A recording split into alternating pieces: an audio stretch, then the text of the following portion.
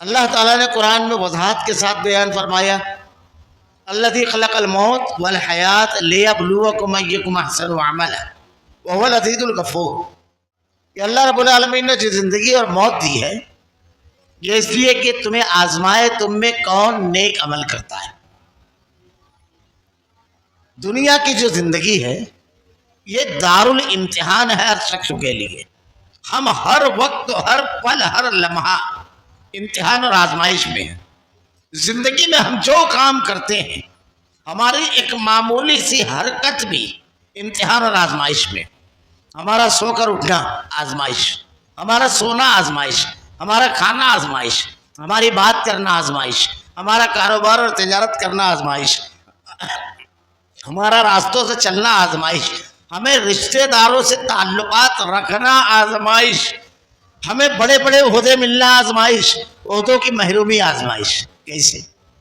ہر چیز آزمائش کس طرح ہے؟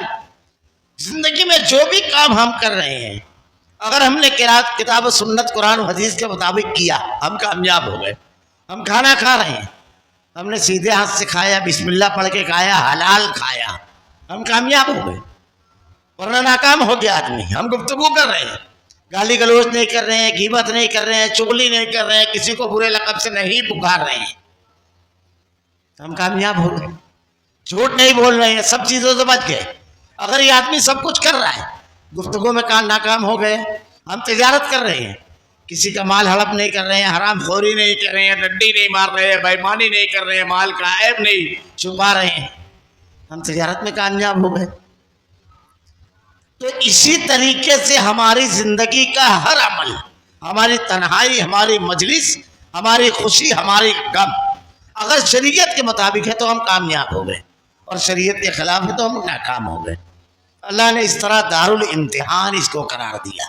لیکن ایک الگ چیز ہے، دنیا کے تمام امتحان گاہوں میں جب ہم جاتے ہیں تو پیپر جب سامنے آتا ہے، سوالات جب سامنے آتے ہیں تو یادداشتوں پر زور ڈال کے اس کے جوابات تلاش کرنے پڑتے ہیں، اور اگر یادداشت میں ہے یا ہم نے نہیں پڑھا ہے تو پھر آدمی جواب نہیں لکھتا ہے، فیل بھی ہو جاتا ہے۔